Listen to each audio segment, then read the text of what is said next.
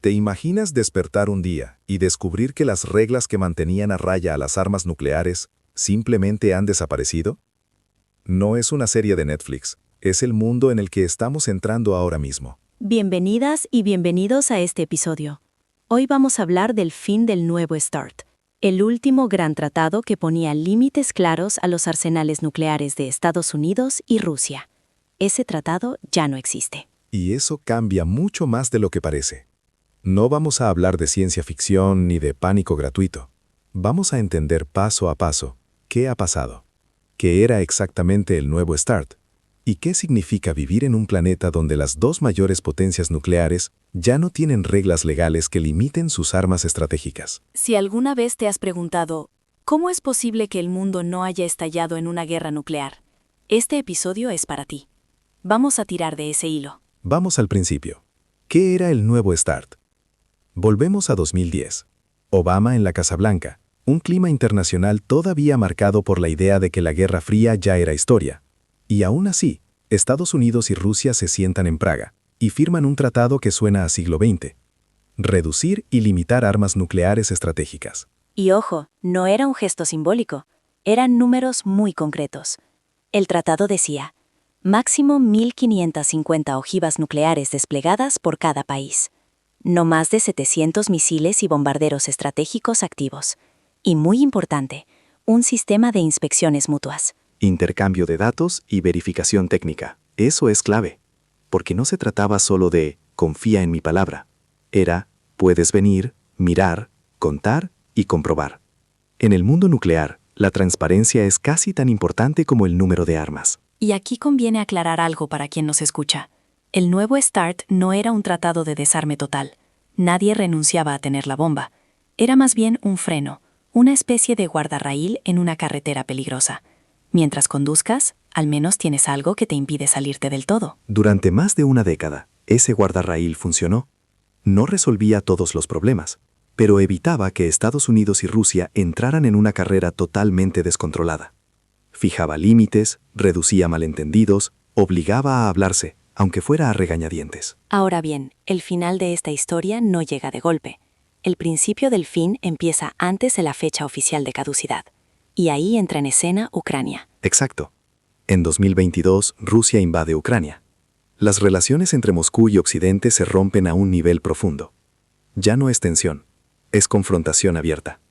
Un año después, en 2023, Rusia anuncia que suspende su participación en el nuevo START. Y aquí quizá te preguntes, vale, ¿eso significa que en ese momento ya podían hacer lo que quisieran? Curiosamente, al menos sobre el papel, Rusia decía que seguiría respetando los límites numéricos del tratado. Pero había un problema enorme. Sin inspecciones, sin intercambio real de datos y sin confianza política, el tratado quedaba como una cáscara vacía. Algo que existe en teoría, pero que en la práctica ya no te garantiza nada. Esa es la palabra clave, confianza. Los tratados nucleares son, en el fondo, máquinas de fabricar un mínimo de confianza entre enemigos. Si ya no puedes verificar, si no sabes qué hace el otro, empiezan las sospechas, los miedos, y con ellos las decisiones peligrosas. Y así llegamos a febrero de 2026. El nuevo START expira. No se renueva, no se sustituye por nada. Por primera vez desde los años 70, no hay un tratado legal que obligue a Estados Unidos y Rusia a limitar sus armas estratégicas. Y aquí hay que ser muy claros para no caer en extremos. El día después de la expiración no ves misiles saliendo de los hilos, ni explosiones en el horizonte. No funciona así. El peligro no está en que mañana empiece una guerra nuclear, sino en lo que pasa a partir de ahora, poco a poco, por debajo del radar. Sin tratado, pasan varias cosas. 1. Ya no hay límites jurídicamente vinculantes al número de ojivas. 2. No hay inspecciones sobre el terreno. 3. No están obligados a compartir datos. 4. Desaparecen los mecanismos formales de confianza mutua. Traducido, cada parte sabe mucho menos de lo que hace la otra. ¿Y qué sucede cuando una potencia nuclear no sabe con precisión cuántas armas tiene la otra? ¿Dónde están? ¿Cómo están desplegadas? Empieza a imaginar escenarios, y casi siempre imagina el peor. La historia nuclear tiene un mensaje claro. Los errores de cálculo han estado muy cerca de provocar desastres. No fue siempre la mala intención. Muchas veces fueron fallos técnicos, falsas alarmas, malentendidos. Te lanzo una pregunta. Si con tratados, con teléfonos rojos y con comunicación directa ya hemos estado a punto de cometer errores catastróficos, ¿qué puede pasar en un mundo donde esas redes de seguridad se van rompiendo? Y lo grave es que el fin del nuevo START no ocurre en un vacío. Se suma a una lista de tratados que han ido cayendo uno detrás de otro. Primero, el Acuerdo sobre Misiles Antibalísticos. Luego, el Tratado INF sobre Misiles de Alcance Medio. Y otros marcos de confianza que venían de la Guerra Fría. Es como si fueras quitando pieza a pieza la estructura que estabilizaba una casa vieja. La casa sigue en pie, hasta que un día deja de estarlo.